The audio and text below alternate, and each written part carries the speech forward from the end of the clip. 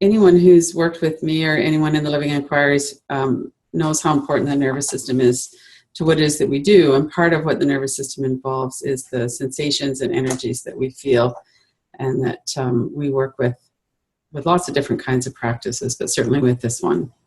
We can access that energy through the breath and our nervous system, but really a lot of what happens in our lives and a lot of our resilience and a lot of how we move in our lives has to do with our nervous systems. When we've had trauma especially, then our nervous systems have responded to that, and we have a certain set of things that happens. So in this particular half hour, I wanted to focus in a little bit on the Living Inquiries and the nervous system. So part of what we talk about will be the nervous system itself, and part will be on the Living Inquiries and how that connects in. Dr. Stephen Porges is a scientist, a researcher and medical doctor who's done a lot of work on the nervous system. I come from the yoga tradition, yoga meditation tradition, where they have this 5,000 years of knowledge about the nervous system. And what they have been teaching about is the vagal, polyvagal system. And now medical science is starting to actually be able to go in and see how that all works. Dr. Stephen Porges is someone who has done that research for the last 20 years. And there's been a lot of other medical research into post-traumatic stress and different things that just weren't available even 10 years ago. The technology now is such that they can really research this and see exactly what it is that happens in our brain, in our bodies, our nervous systems. But basically we have this fight, flight, or freeze response whenever there's any kind of a threat. This Porges' view of the ANS is the autonomic nervous system, talks about the environment outside of ourselves and inside and how it affects the nervous system. Most of us are familiar with fight and flight, but they've also added freeze into that, because freezing can be, in our modern culture, can be more like numbing or distracting ourselves. All of this nervous system activation that many of us are so familiar with is really a ground of a lot of the addictions that we experience. And addictions in this sense, meaning anything that distracts us, that soothes us, that makes us feel more comfortable. And that could be anything from shopping for shoes to drugs or alcohol or working too much or codependency. There's a wide range of ways that shows up. But one of the things that's really, I think, important for me to have understood and for other people is to know that we have these nervous systems in our bodies, and our nervous systems are affected by the experiences that we have.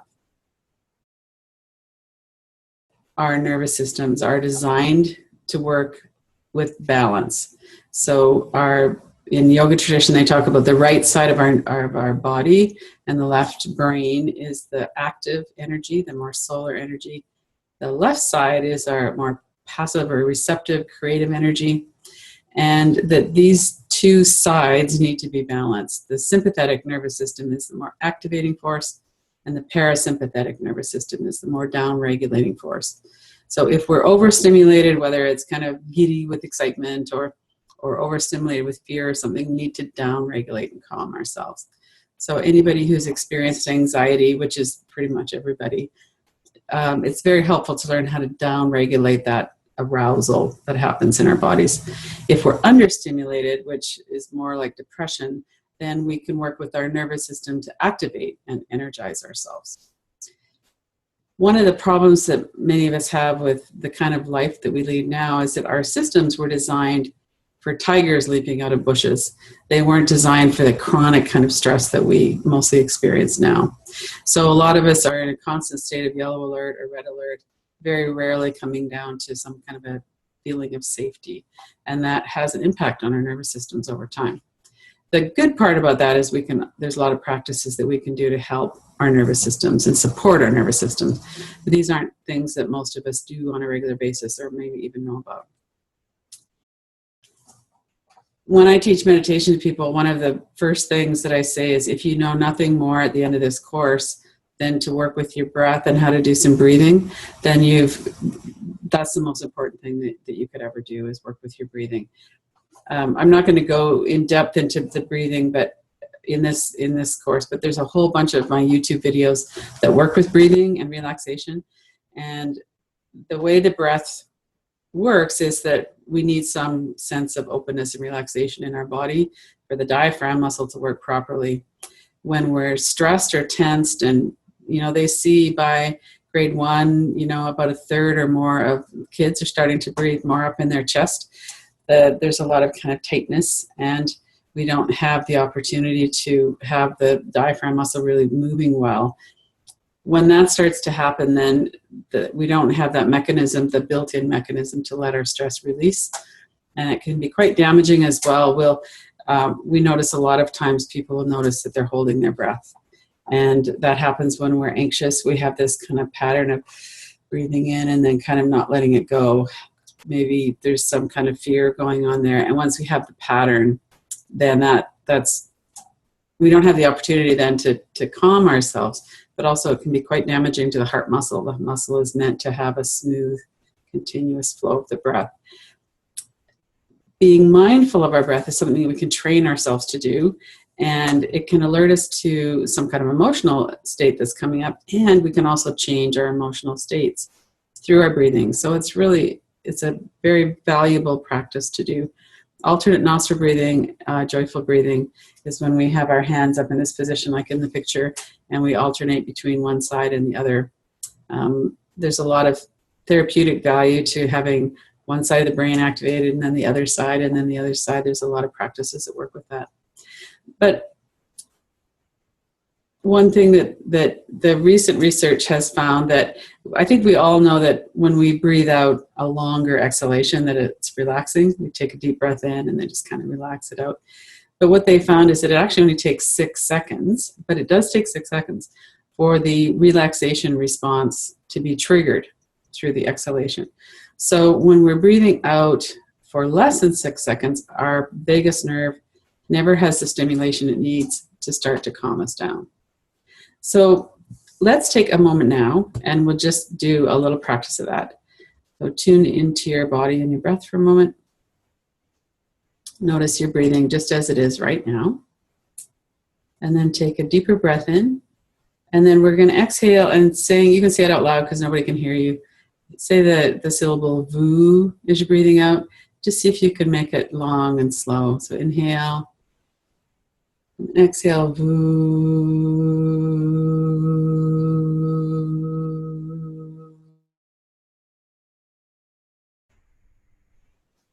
Let's do that several times together.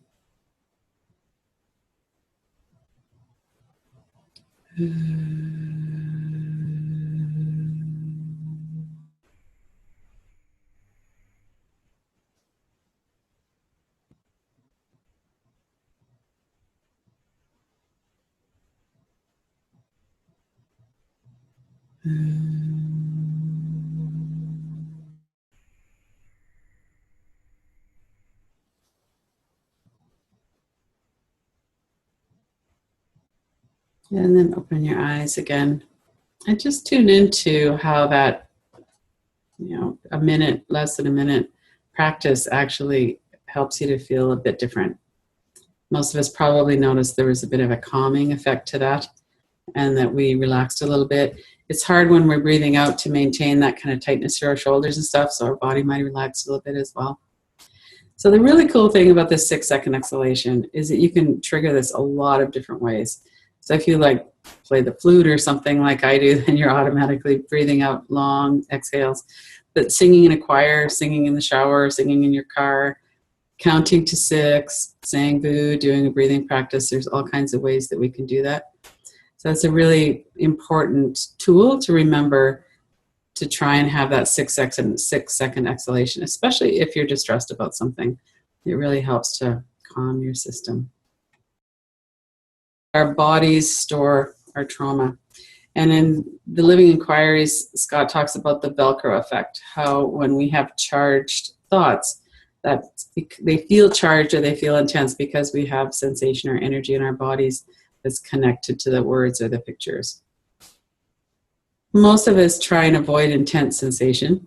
So just the intensity of it, even if it's not feeling harmful, just the intensity of it can trigger that avoidance response. We don't really want to feel into that. And I know for myself, I've experienced it firsthand of just feeling like it was too much, that I couldn't possibly survive feeling the energy that was stored in my body. And that's a natural response that we have. The energy that God stored was because we couldn't handle what was going on at the time. And maybe it was something that was happening when we were children, or something that was really harmful or abusive that was happening later in our lives. But there was some reason that we couldn't be fully present to ourselves at the time, and then it gets stored in our bodies. We get hurt, stored in the body. We get fear. There's all kinds of sensations that get stored in our body. And The Body Keeps a Score is a book by Bessel van der Kolk, who's another leading trauma researcher. And that is such a good book. I would really encourage everybody to read it if they haven't yet. It's really clear about the science, and it also has a lot of different case studies. So it's readable. It doesn't sound like a scientific kind of a thing. And that would be a really good way to learn more about trauma if you don't already have it or haven't learned about that very much.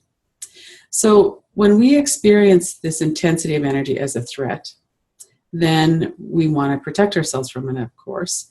And the energy, we have this perceived energy. When we've had trauma, we have a skewed perception of what threat is, and we don't have the same kind of mechanism that people who haven't had a lot of trauma have. But everybody has that mechanism to some degree or another. The way that we start to be able to be present with ourselves and with our experience is through the experience of safety. So if we're, doing the inquiries, for instance, and we're working with someone who can help us to feel safe and keep us on track, and we know somebody else is there to kind of hold that space for us, so we can go deep into this, the energies and the thoughts that come up about it, the memories. We have more stability to do that, and we feel safer. A big key to doing this work is to be able to have this perspective of kindness and compassion and kind of a realism around this is just how it works. When we have things that come up in our lives, especially things that are traumatizing, it really affects our nervous systems. And there's nothing wrong with us because our nervous systems were affected that way. That's how it works. And then to have this turning towards our experience and towards ourselves and holding ourselves in some kind of kindness, dropping the judgment, dropping the shame about things, opens the space up so that we can really work with what it is that's coming up. And that's been a huge difference in my own life, and a lot of people that I've worked with over the last few years, is that gradual opening of the space where we stop thinking I'm bad or I'm wrong or there's something wrong with me that I experienced this. It's more just like, oh, okay, I kind of get it why that happens. And I'm going to just be present with myself, be as kind with myself as I can, and support my nervous system. And then what happens is the healing starts to happen. Whatever it is that's stored in our body comes up, we're able to handle being with it, and then it starts to heal and release. Regular relaxation practices are helpful. Part of the reason that they're helpful is we begin to inhabit our bodies in a different way. We get to know our bodies in a different way. So if right now I was to say, relax your forehead and your eyebrows, most of us probably weren't paying any attention to the forehead and the eyebrows. But a lot of us have a chronic kind of tightness, kind of a worried energy in our forehead where our brows are kind of furrowed. And even when there's nothing that we're worried about, we have that kind of momentum that's going on there. And when we do a regular relaxation practice, we might notice that our shoulders are up around our ears. We have some kind of protective energy going on in the back of our body. And all of these things can be present in our experience and really lodged in our nervous system for a long time. And one of the ways that we work with the living inquiries is that we look really specifically. It's like we freeze frame our experience and go, okay, thoughts coming in here, there's these words, there's these images, and could those images hurt me? And we have a bunch of ways of taking a step back. So for instance, if we're looking at it out of our own eyes, we might see if we can look at it as though we can see ourselves in the picture. We might put it up on the wall and look at it with our eyes open. We can notice that there's space around it. And there's a bunch of ways that we can work with it so we're not enmeshed in the memory. We're not re-experiencing the event. And then part of what makes it feel so real is the sensation itself. And one of the ways we work with sensation is to notice, like we were describing it to somebody, where is the sensation? Well, it's maybe right in my navel center. And what does it feel like? Well, it feels like a red hot ball that's pulsing, or it feels dark and dense, and I don't even want to go near it. It feels like it's too dangerous. So we can see if there's an image of it. We can really get to know that energy just on a pure energy level. The reason that it feels dangerous or something is because there's words or images attached to it. And when we go right into it and we kind of mine the energy to say, okay, what's going on with this? Why is it here? Is it really familiar? Oh yeah, it's something I've been aware of my whole life. It's always kind of hanging around there in the background. Or sometimes we get a surprise. I've had surprise. I never used to feel anything in my heart center because there was an overwhelming kind of pulsing energy in my throat center. And once that kind of settled, then I could feel what was going on in my heart center. So sometimes it's not familiar, but it's something that's being kind of underground. So there's a lot of ways that we can really attend to our experience in our body and look at it and go, okay, why is this even here? And if it's something that feels really familiar, or something where there's memories of childhood or past events coming up, can I attend to that? Can I be present with that energy and invite that forward? Can I be curious about what is it? What are the words and pictures that are associated with that? And can I really be present with that sensation and not try and shut it down? And, we don't do this 24/7, obviously. We still have all of our momentum of our habits. But even just for short periods of time, can we relax and go inside and really start to heal some of the trauma in the nervous system? And then we get more resilience. Our day-to-day lives are less affected by the trauma. Everything tends to go better. So that's a healing practice that we don't really have time to work with in this session, but there's a bunch of them on the YouTube, and we'll do a little bit more next week too in the workshop as well. The other major piece of Scott's work on the living inquiries is these core beliefs and deficiency stories. And when children are, Dr. Gabor Mate is a medical doctor who's done a lot of work on addiction. And one of the things he said a few years ago when I was listening to something of his on a TED Talk was that children require a safe, consistent attachment. And if we don't get that, then we'll do anything we can to try and find that in our parents. So what happens when the parents aren't providing that safe, secure attachment? And there's a lot of variation in that. Some parents are pretty good at it most of the time. Sometimes, we have caregivers that are not. They're either abusive or neglectful, or they're not there for us in some way. Then we never blame them. We take it on ourselves. And, sometimes there'll even be like one person in a family gets singled out. And then it's even more evidence. Well, my sister's not getting treated this way, so it must be me. But even if that's not the case, we just have this feeling of there must be something wrong with me, or I wouldn't be getting treated this way. And those are core beliefs that can affect us through our whole lives. We start, when we're children, feeling like there's just something wrong with us. I'm not lovable, because if I was lovable, they would love me, and they clearly don't. So we don't have the capacity when we're children to see it in a proper perspective. All we know is that we can't survive without their care. So we'll do whatever we can to maintain that connection with them. Once we have this belief, then we tend to really see all the evidence that supports the belief. So if we have a belief that nobody cares about me, or that I'm unworthy, then we kind of don't even see the evidence against that. We just see the evidence for it. And lots of times when we're doing inquiries into these kinds of beliefs, we'll see walls and walls of evidence that we have for this. And, as we go through life, experiences are going to stack up that reinforce that view. But it's actually not true. It's just these are experiences that we've had to solidify this sense of me, the one who's unlovable, or me, the one who's not worthy.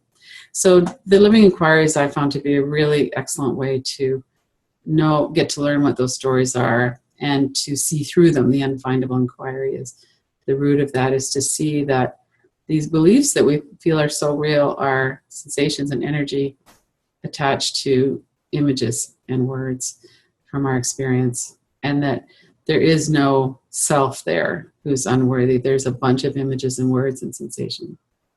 And when we can see that clearly enough, then that whole identity just kind of falls apart.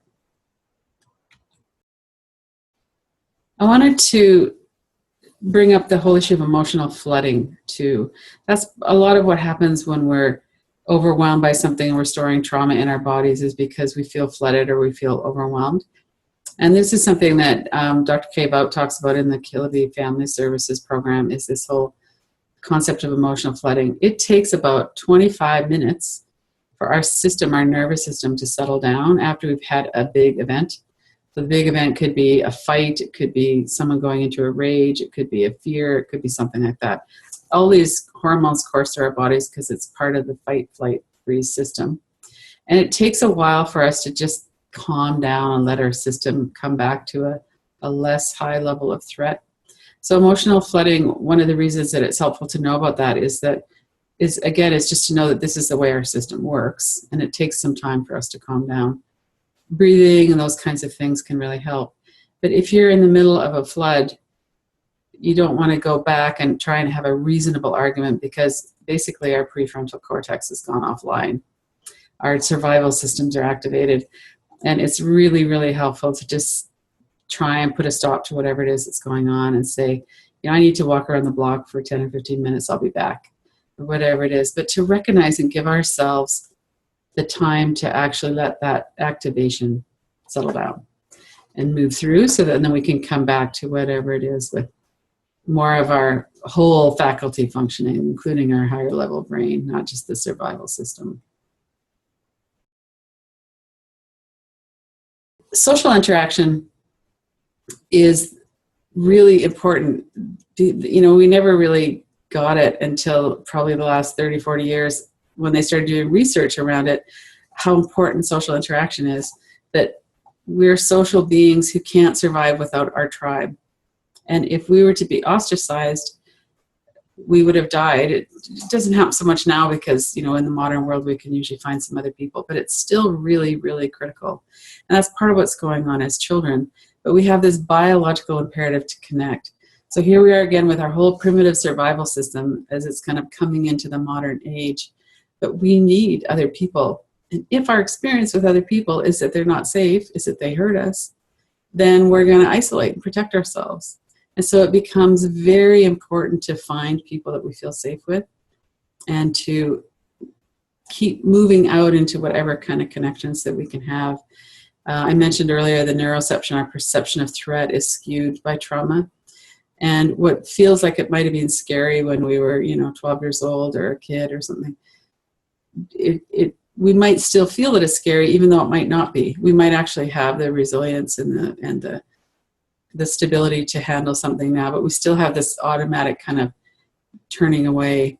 And so that's when we can kind of move towards it. It takes a lot of courage to be on this path of healing, because we don't kind of automatically protect ourselves the way our systems are saying, this isn't a good idea, those people could hurt us, we should just stay home and watch Netflix all the time, or whatever it is that we do. So it takes courage. We talk about this being a hero's journey, and this is why. And there are lots and lots and lots of safe people to be with. And also we can develop that capacity to be safe for ourselves, that we can develop that kindness and that non-judgment, so that we can experience what it's like to even just to trust ourselves. So that's the main part of the presentation. Next month, we're going to have something about working skillfully with our minds. Colette Kelso was one of the original senior facilitators in Scott's work. And you can learn more about that next week. We're going to have the workshop, the full 90-minute workshop on the mind. And I also have a number of ways that you can interact if you're interested. There's a free online meditation every morning that we've been doing since December 1st. And quite a few of you here have been to those. And unfortunately for people like Joy, who's in California, it's 5 a.m. in California, but there are 2 people from California that come fairly regularly. It's mid-afternoon in Europe and morning in eastern part of the States in Canada. So what we do in those practices is all of this stuff that's on the YouTube channel, you'll find we do in those practices. That's where they're recorded. But how it's connected with the social interaction as well is that over time, this small group of people that have been meeting have developed friendship in the group, and it's become a very safe place for us to practice together. And then we talk a little bit after that as well. And then the level 2 is including the workshop that we're doing next Sunday, a monthly workshop. But I believe so strongly in the power of these practices that we do together that if you're coming regularly to the practices, there's no charge for those. So those are ways that you can go online and see those. Here's the one for our daily practice. I love that. That's an old photo of the butterfly before, and then the guy's looking at the ID. So there's the link for the Zoom if you're interested in coming. You don't have to come all the time. Lots of people just kind of drop in when they have a chance, and other people are there pretty much every day. But we go really deep in the group practices, and we do all kinds of things. Some are breathing, some are inquiry, lots of resting, lots of relaxing. Sometimes something like a guided inquiry into fear or something like that, or it's a pretty big variety of what we do there. I put together a few different practices that I thought might be helpful.